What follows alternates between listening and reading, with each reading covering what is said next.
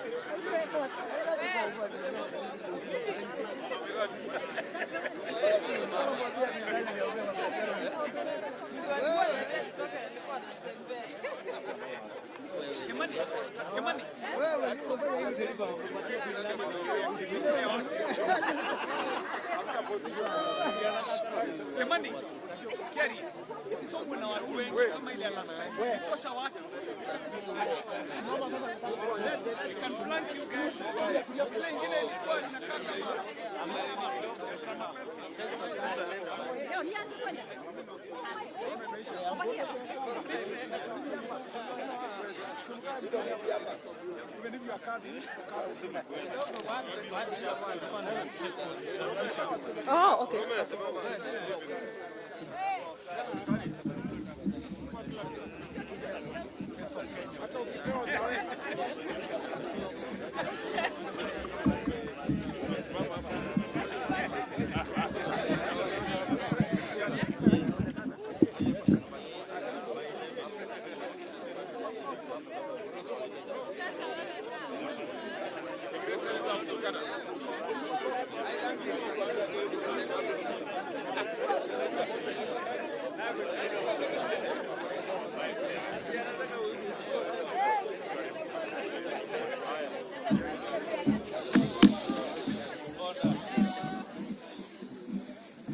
Thank you.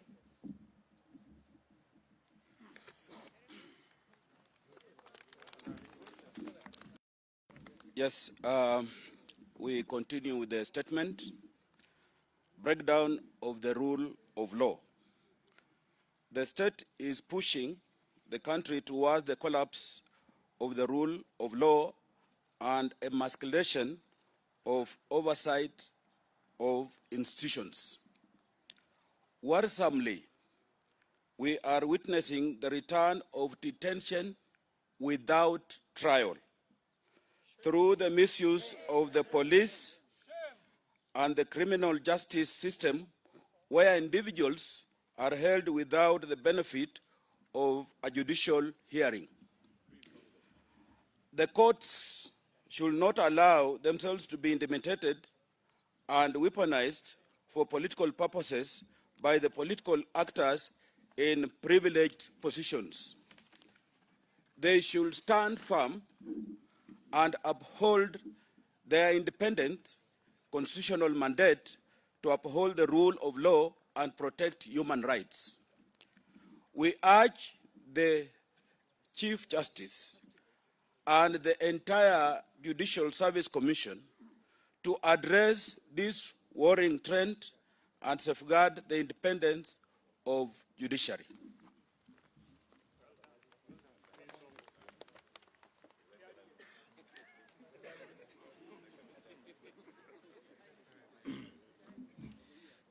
We are concerned by the emergence of a deliberate policy to reintroduce ethnic mobilization and regional balkanization of our politics. This follows a perverse big tent political model where self-appointed ethnic chiefs are invited to dictate and also eat on behalf of their people. The tragedy of this model is that it makes ethnicity to be the focal point of politics, turning toxic ethnic contestation into the key feature of our democracy. For a long time, the country has yearned for an issue-based political discourse. The Hustler Nation's agenda and platform rest on such a pedestal. This is why we have consistently endeavored to shift national discourse from the retrogressive and divisive politics of tribe to a new conversation that is inclusive and focused on a bottom-up empowerment approach.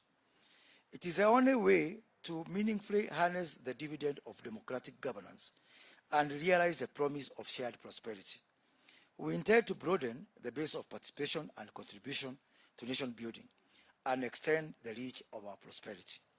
We reaffirm our commitment to focus our political and intellectual energy to this issue-based conversation and shall continue to reject the invitation by our competitors to a narrow, selfish, and visionless agenda based on tribe, regions, and ethnic political kingpins.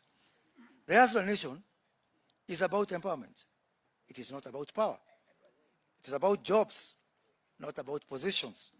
It is about enterprise, not about entitlement. More importantly, it is a promise of creating possibilities that ensure that every dream stands a chance to become a reality. It is not a contest between the rich and the poor. Every one of us is a hustler in the sense that we've had to overcome so many challenges in life. In this country, so many people for so long are used to a top-down approach. We realize the agony of them trying to get used to a bottoms-up approach. Thank you.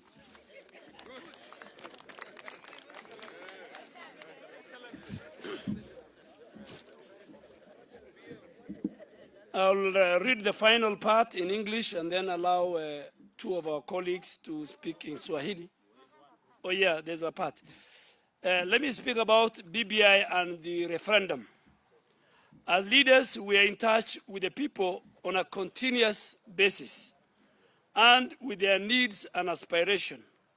We reiterate our earlier position that constitutional changes are not a priority for the nation and a consensus building is the way forward, and that issues that we raised last time in this same venue needs to be addressed and build a one united Kenya where there will be no contest in the change that is anticipated in the Constitution. We remain, as a group, we remain committed and focused on the people's needs, and these include the revival of the economy, addressing the health of the people of Kenya vis-a-vis the COVID-19 epidemic, the education sector, including our children going back to school, the agriculture and other social challenges that face our people. Should the country be forced into a referendum, hypothetically I'm saying, then citizens should be provided with information on what is being changed, for what purpose, in whose benefit, and in accordance with the Bill of Rights and the constitutional provisions. Consequently, citizens, as guaranteed in the Bill of Rights, should be allowed to decide in an environment that is devoid of intimidation, blackmail, use of force, and above all, bribery. Consequently, it has been our position that citizens should be allowed a free choice to vote in a multi-choice referendum where each and everybody is allowed an opportunity to vote in favor of the clauses that benefit the nation as opposed to those clauses that they feel are beneficial to a few elitist political class or leaders that want to sustain both power and privilege in terms of resources for their own good. So we are saying, and we are telling the people of Kenya, that you go to the polls in the event we go to a referendum, and you make a choice based on your own decisions as a nation. So we're telling our competitors and those who are pushing the BBI agenda that if it is in the interest of the people of Kenya, in your opinion, why do you want to use intimidation? Why do you want to blackmail people? Why do you want to use force? Why do you want to detain people? Why do you want to bribe the MCS? Why do you want to use state organs? And I really want to finally urge the third arm of government, the judiciary. We are watching you as legislators, as the people of Kenya. You are the defender of the citizens when they become victims of the executive or the legislature. Thank you very much.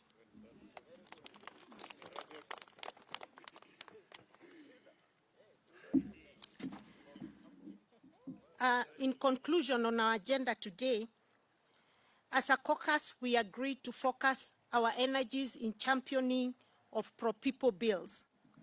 And in particular, we looked at key parliamentary or legislative proposals that have been before the House or are before the House currently.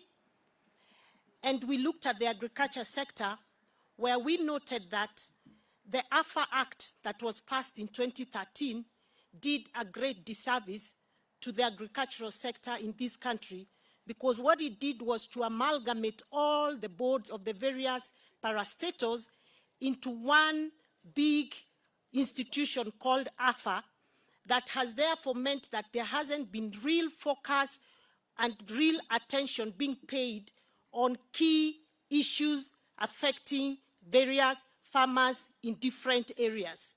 In particular, we saw the boards, we saw less focus on the tea board, coffee board, dairy board. All those boards need to now be separated so that we can be able to put more energy and more resources. So to this end, we will be pushing for the operationalization of the Tea Act that was passed last year in December. We will be looking at ensuring that the coffee bill, the proposed coffee bill, sugar bill, crops amendment bill that in particular looks at cashew nuts, coconut, and bixa.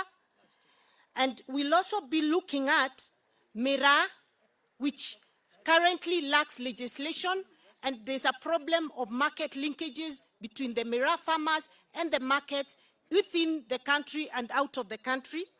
We'll also be looking at livestock to ensure that there's proper legislation around livestock and market linkages of the same. And we will be looking at the nuts and oil bill that is being proposed so that we can be able especially to give more support to our farmers in coastal area, in particular those that are dealing with coconut, cashew nuts, and also macadamia across the country.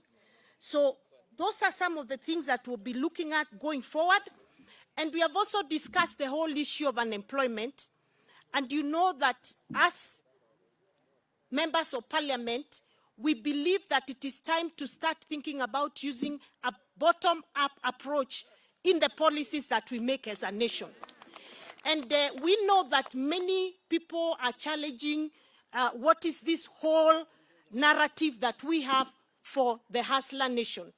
And they're saying it is time to place the issues that affect the people at the bottom pyramid of our country on the table, and make sure we come up with policies and come up with legislation that will help improve this lot of people who are the majority in the country. That is what it means for us to push the narrative of the hustler. And so you're going to be seeing a lot of pro-hustler proposals and legislation coming before the House. We'll be looking at how we can create more employment for the people that are at the bottom pyramid. We'll be looking at how we can improve the skills of those people and ensure that they can earn a decent living going forward.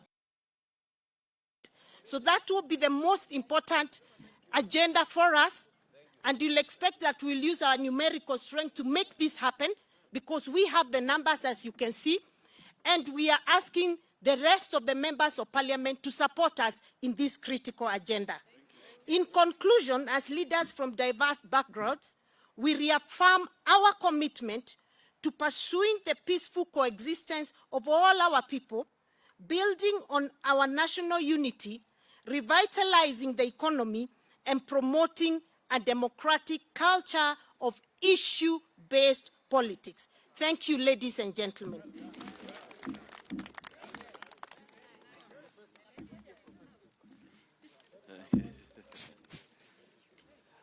Asanteni sana. Sasa tuna taarifa ambayo tutaitoa kwa Kiswahili kwamba sisi ni viongozi ambao tuko katika mawazo mamoja ambayo tunafikiria kuboresha maisha ya Wakenya, na kwamba leo tumekutana hapa kuangalia mambo ambayo kwa sasa ni kama matatizo ambayo yanatukumba. Mwanzo, kwamba kuna njama fiche ambazo zinapangwa ili kuvuruga amani katika ile mikutano ambayo huu mrengo wetu tunaufanya. Ukiangalia kule Kilifi na Mombasa wakati tulipokuwa na mikutano iliyopita wiki hii, kwamba hakukuwa na walinzi wa usalama wa kutosha wakati ule naibu wa rais akifanya mikutano. Na hii ni kwamba tunapata nafasi ya kwamba wale ambao wanataka kuvuruga amani katika ile mikutano wanapata nafasi ya kuingia pale. Ya pili, kwamba wajumbe wetu wengi sasa wamepokonywa wale walinzi wao, na kwamba hawa sasa wako katika hatari, na kwamba wale ambao wanapanga njama ya kuvuruga amani katika ile mkutano alafu baadaye waje walaumu wale wafuasi wa Hustler Nation ndio wanapata nafasi kuingia pale. Kwa hiyo tunaambia Inspector General wa Police kwamba ni kazi yake ya kikatiba ya kutoa usalama katika mikutano yote ambayo naibu wa rais na hawa wabunge na viongozi ambao tuko nao katika mikutano yao. Hiyo ni kazi yake kikatiba na lazima aifanye kama vile katiba inasema. Asibague hawa wale. Manake katiba haikumwambia abague. Yeye lazima atoe usalama kwa kila mtu. Na hiyo sio tafadhali. La muhimu tena ni kwamba sisi kama jamii ya Hustler Nation na vile tukiongea na watu wetu kule, tunasema kwamba hatutaki taifa la Kenya lirudi katika ile miaka ya 60 na 70 na 80. Kwamba hayo mambo yamepitwa na wakati. Demokrasia Kenya imeimarika. Kwa hiyo lazima taifa la Kenya liendelee mbele na amani, na hatutaki kurudi katika zile siku za nyuma za giza ambazo zilitatiza Wakenya wengi. Sasa tunapiga kusonga mbele, sio kurudi nyuma kama Wakenya. Kwa hiyo tunaambia tuone baji zao na tuone majina yao ili tujue hawa ni kina nani. Pia tunataka kuongezea kwamba kama taifa la Kenya na sisi kama viongozi, umaarufu wa Kenya ni bora zaidi kuliko umaarufu wa mtu mmoja, na kwamba sisi kama taifa lazima tukae kama jamii moja. Na pia tunaambia jamii ya kimataifa kwamba waangalie kwamba hii Kenya isirudi nyuma na kwamba tusiwe na fujo kama zile tulizoziona zamani. Kwa hiyo tunaambia marafiki zetu wa kitaifa, wale wa kutoka kule Marekani, Umoja wa Kitaifa, African Union, kwamba waweke darubini zao katika hili taifa letu ili Kenya izidi kuwa na amani. Na hao ni marafiki, akufaye kwa dhiki ndiye rafiki. Nataka kuongea kuhusu utovu ama uvunjaji wa sheria hapa Kenya. Na nisikitiko kwamba serikali inaweza kujitumia ama kutumia maafisa wake ama vyombo vya usalama kuvunja sheria. Tumeona kwamba sasa watu wanawekwa vizuizini bila kupewa nafasi ya kujitetea katika taifa hili letu la Kenya. Na tunauliza mahakama kwamba isikubali kutumika mahakama kuvunja sheria, ama vyombo vya usalama vya kitaifa kama vile polisi wasikubali kutumiwa kuvunja sheria. Na pia tunaambia mahakama wasitumiwe kama vyombo vya kuharibu mambo ya siasa hapa Kenya. Tumeona watu wetu wengi wakipelekwa mahakamani sio kwa sababu wamevunja sheria, lakini kwa sababu wanataka kusukumwa huku na pale. Kwa hiyo tunaambia kwamba mahakama ikatae kutumiwa katika mambo ya kisiasa na isimame kulinda haki za binadamu na haki za Wakenya wote. Kwa hiyo tunawaomba sana mahakama wasimame na sheria na wasimame na ule mkataba ambao tuliwekeana wa Kenya katika ile sheria kuu ya Kenya.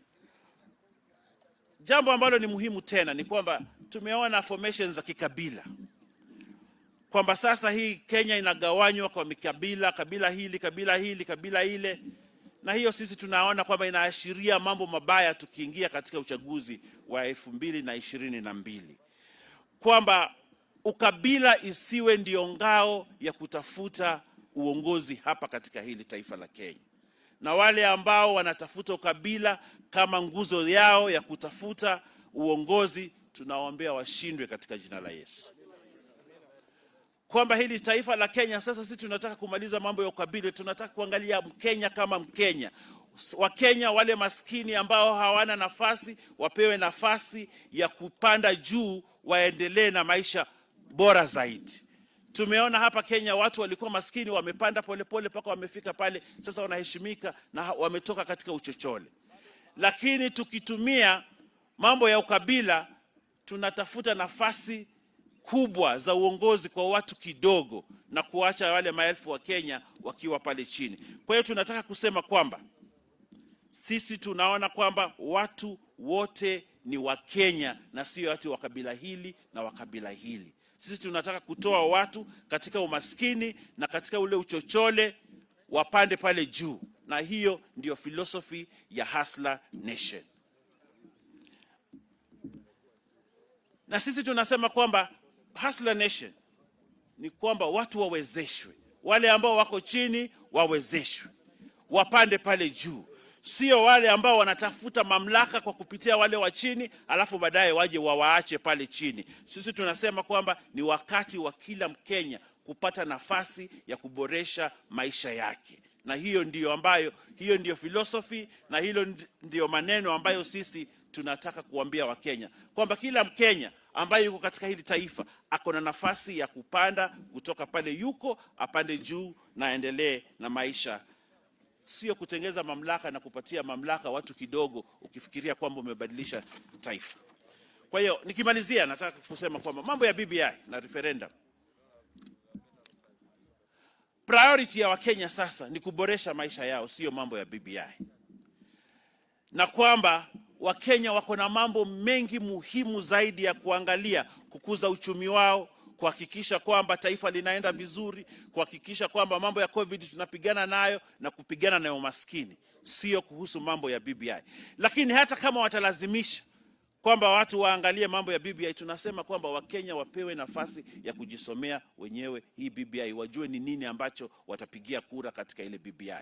Na pia kusema kwamba tunataka hayo maoni ya BBI yaorodheshwe na kila Mkenya apewe nafasi ya kuchagua lile analotaka, apige tiki ile ambayo anataka, ile ambayo hataki apige wrong, ili kila Mkenya awe na nafasi. Yale ambayo hayataki, yale ambayo hakubaliani nayo, aachane nayo. Yule anakubaliana nayo, abebe, tuende mbele kama taifa la Kenya. Kwa hiyo tunasema kwamba Wakenya wawezeshwe. Kama BBI lazima ipite, na vile tunaona watu wanalazimisha, basi wapewe nafasi ya kujichagulia yale wanataka na yale ambayo wanayakataa. Nikimalizia, nataka kusema kwamba kama viongozi ambao tumetoka katika fikra moja na fikra ambazo zinafikiria kupeleka Wakenya mbele, sisi tunataka amani katika hili taifa la Kenya. Taifa la Kenya kunawiri, na taifa la Kenya kujengeka, lazima kuwe na amani na kila mtu apatiwe nafasi ya kuenjoy demokrasia ya ambayo iko katika hili taifa la Kenya. Nataka nimalizie hapo, niseme asante. Wale ambao wana maswali, nafikiria kuna watu watajibu.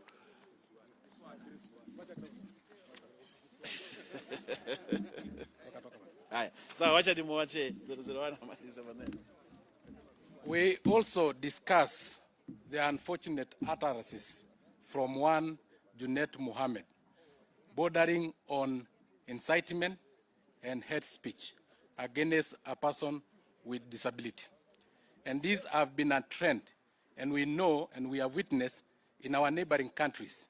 Such trends, when they start, then persons with disabilities are sacrificed for witchcraft and sorcery. And it cannot be a coincidence that we have lost one Christopher Nderito just last week through a road accident by a GK car, and yet the police spokesperson denied knowledge of that GK car. Yet we know every GK car have a work permit that show who is in the car and where is the car going to and who is the driver. We have also lost a girl with cerebral palsy, 12 years old, in Isiolo, called Nimo Nabale, after being raped and killed and body mutilated. So we have also discussed the issue of persons with disabilities, and we condemn such utterances from leaders. Thank you.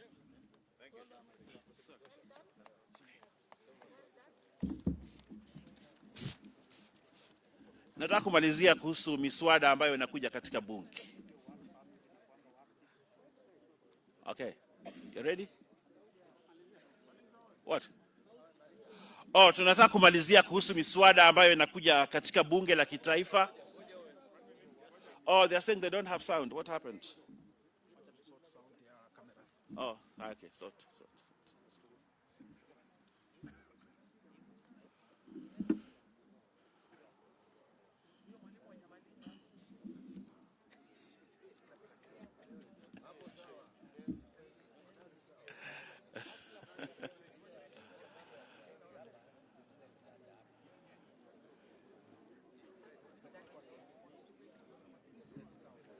Sound sawa bado?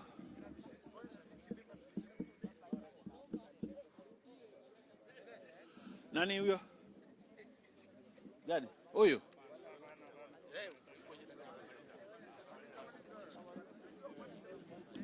Sauti, mmepata? Bado?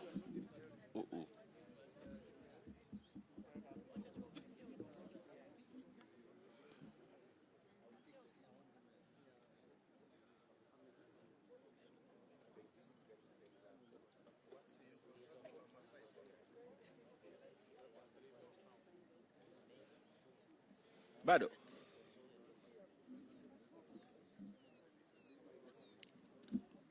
Mic check. Bado sound. Wow.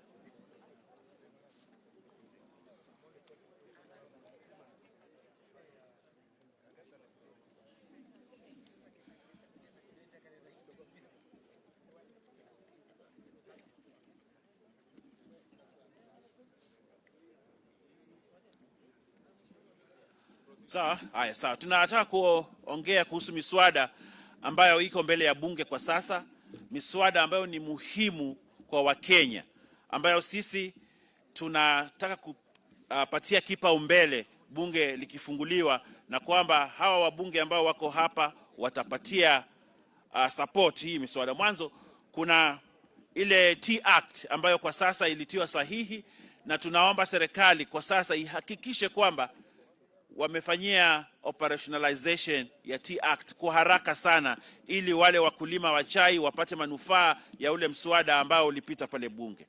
Vile vile kuhusu mambo ya kahawa, mswada uko pale bunge kuhusu mambo ya kahawa, na sisi kwa nia moja tumesema kwamba tutahakikisha kwamba huu mswada ukifika bunge utapita kwa haraka iwezekanavyo, ili wakulima wa kahawa waweze kupata manufaa. Kuna mswada ambao unakuja wa Crops Amendment Bill ambao unahusisha mambo ya biksa, mambo ya korosho na mambo ya minazi ambayo ni mimea ya pale pwani. Na tumekubaliana kwa kauli moja kwamba huu mswada ukifika bunge tutaupigia pondo na kuhakikisha kwamba umepita na wananchi wa pwani wasaidike na wafaidi ile mimea yao pale chini. Pia kuna mswada wa sukari ambao unakuja pale bunge, na mswada ambao kwa kauli moja pia tumekubaliana tutahakikisha kwamba huu mswada umepita ili wakulima wa sukari wafaidi na wafaidike katika kuna mswada pia wa kuhusu mambo ya maziwa ama milk regulations ambazo pia zinakuja bunge. Na tunawauliza sio wabunge sisi pekee, na wale ambao wako nje pia wahakikishe kwamba tumeshikana na kuungana na kuhakikisha kwamba Wakenya wamepata faida katika ile maziwa ambayo inatoka katika mashamba yao. Na wale wakulima wa miraa pia, mswada wao ukikuja, sisi kama wabunge na viongozi ambao tuko hapa tumekubaliana kwa haraka tutapitisha haya mambo ili Wakenya wapate nafasi ya kufaidi mimea yao na pia kufaidi ukulima wao. Tunasema kwamba Kenya bado ni nchi ambayo inategemea ukulima, na sisi tutahakikisha kwamba tumewaunga mkono wakulima na wakulima wapate faida kubwa. Maanake wakulima wengi hapa Kenya bado ni mahasla, na tutawapatia nafasi kuhakikisha kwamba they have succeeded from their hustle. Asanteni sana, Mungu awabariki. My responsibility here is going to be very brief, to take questions on behalf of these 139 members of parliament who are here. And for the record, the 23 who are not here and who endorsed the statement. Some came in the morning and went for other responsibilities. Others went for responsibilities in their counties, like the Mandera team, who have a security meeting at back home. And so the total of us were 162 who endorsed the statement, but it's only 139 who are available here for this statement here. We will take 4 questions, and then because this is a statement that has been endorsed by others, we don't want to deviate from the statement. So I'll take 4 questions, and those 4 questions should be relevant to the subject that we have raised here. Chemutai? 4. Another person, so that I count NTV, KTN, and Ebro. On behalf. Kama sijapik mtu mwingine mpatie maswali yenu yeye hawa waulize. Proceed. Where can hear. Volume.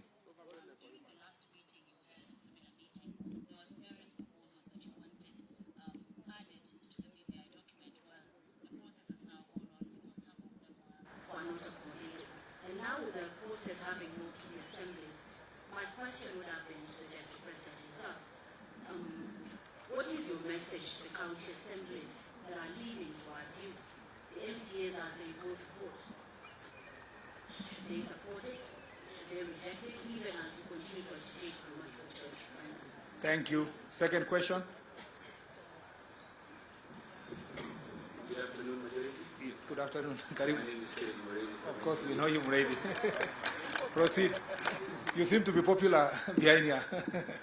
Now, on the question on the allegations that have been raised with regards to the attempts on all of you, and most likely, and also the Deputy President, probably if you're sharing the list as you've shared with authorities, we also want to share that with us, because some of them are very grave and they will need some substantiation. Thank you. On the security issues. Okay. Eliphas? My name is Jeff Kirui, sorry. My question is regarding Parliament is expected to resume tomorrow, and there are 2 bills which are actually crucial in this BBI exercise. That is the referendum bill by JYC and the referendum bill by the data. What exactly is your position on those 2 bills moving forward? What is your position now that you say that you're going to focus on bills that are relevant to the common knowledge? The last one.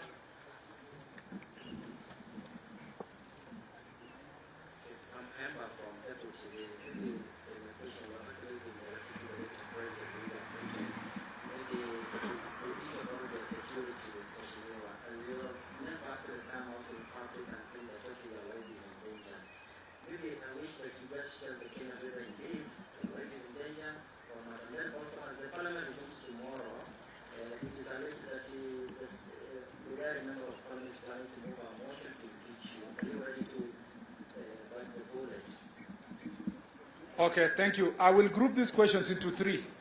There is the question of BBI, which Honorable Duale will respond. There is the question of security, generally for security, the 2 questions on security from Muredi and Kayemba, and will be answered by Senator Susan. I'll leave Duale to be the last one. Wait, hold on, Senator. Leader Majority. Yeah, you will be the last one. And then the question of impeachment will be answered by Linturi, and I'll start with that one. Linturi, please.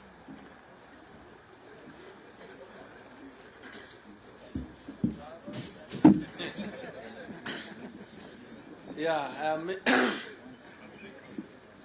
let me say I'm really surprised to hear that there is that intention to impeach the deputy president.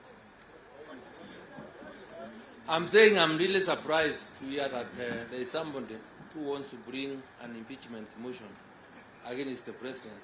And if what I've been reading is something to go by, is a motion that is being brought by even a member from a party that I think is ANC, if I'm not wrong, if my memory serves me right. But I think the most important thing is, we want to say is let's not be so much speculative. That matter did not come as an agenda for discussion. I think the best thing to do, how to approach the matter is, we'll have to wait. If there is anybody who wants to bring it, let him bring it on. And I think when it finds its way on the floor of the House, then the members of Parliament will deal with it as at that time. So for now, I don't think it's anything that really worries us as a caucus or as a team. Thank you. On the question of security, I will request Honorable Ali Swaume to respond.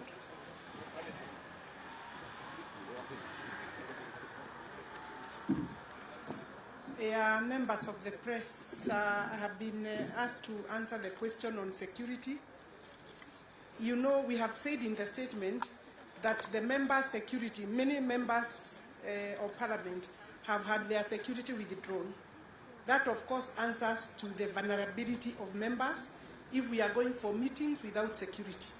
And we have called upon the relevant office of the IG to take into account and provide security as and when members of Parliament and even this team is having their political meetings or any other meetings elsewhere or within the country. We've also asked that the police to be sent, the security assigned to those meetings be designated and have the relevant uniform and their numbers properly identified for purposes of accountability. The last one is the names. You are asking for the names of the people who may have been assigned some of the duties. Obviously, we have, you know that if we were to give you the names, then we would be preempting the investigations, and the relevant officers have been given the necessary full details and information of those people, and we have also called for the disbandment of the unit. I think that has been answered, including the security of His Excellency the Deputy President. Once the security is not sufficient, I think you obviously can tell that then the issue is not tidy. Thank you very much.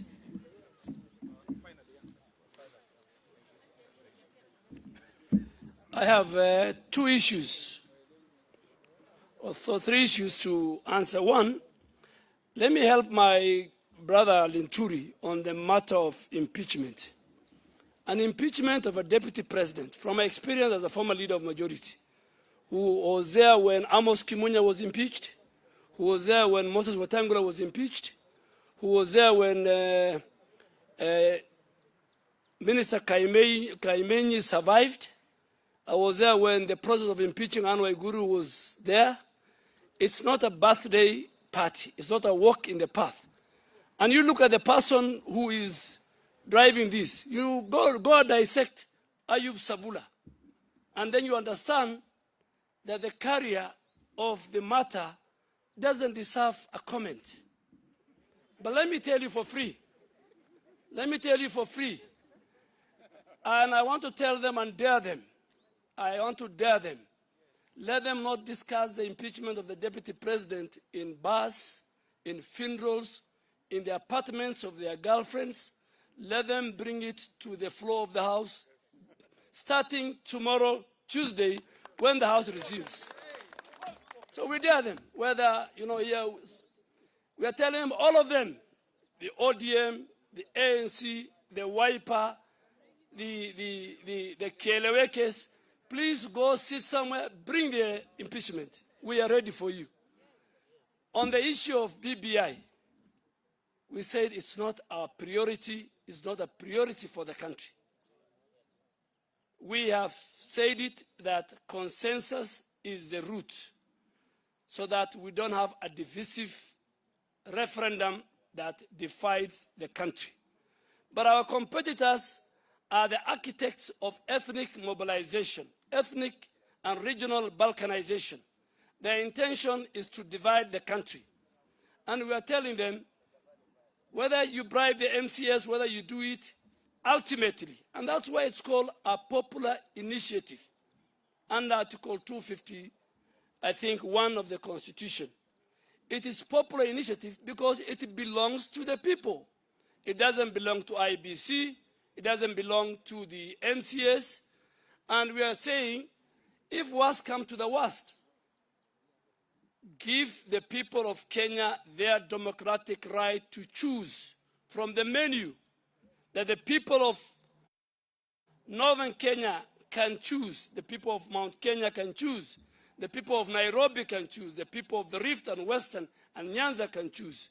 Do not force people on an item that they have a constitutional right, which is called a popular initiative. I think the final question was on the bills before the House.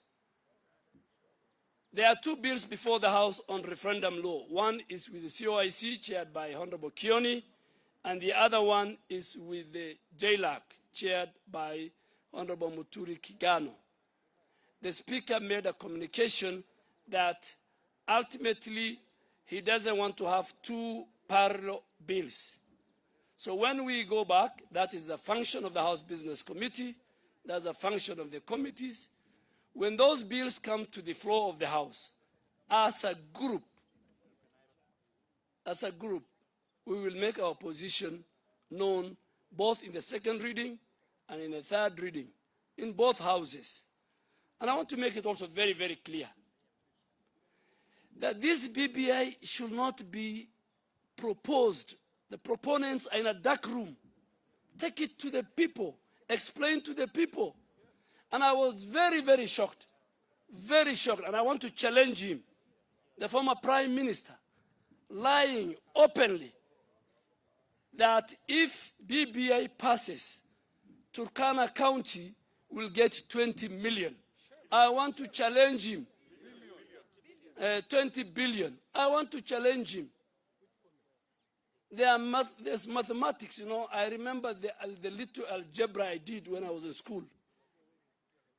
And quadratic equation. Turkana in the formula in BBI. And I want them to challenge me. And I'm challenging them to a contest. Turkana, Marsabit, Isiolo, Tana River, Lamu, Samburu, Wajia, Mandera. If BBI passes, the Tharaka Nithi, they are the 8 counties that are losing. I'm challenging the ODM brigade led by the former Prime Minister. Don't lie to the people. At your age, you don't lie. No, at your age, no. At your age, you don't lie. And I want to thank the governor of Turkana. I want to challenge them. In that formula in BBI, if you do the mathematics, Mr. Odinga, if you do the mathematics, Turkana County now is getting 11 billion, Turkana County will get 9.8 billion. I'm not saying it. So you can see a whole proponent of BBI is lying to the people of Turkana. And the same thing, he wants to come to Mandera and lie. And if you go to these counties, in fact, the 2-3 worst counties that are losing over 2 billion is Isiolo, Lamu, and Tana River. Thank you very much. God bless you.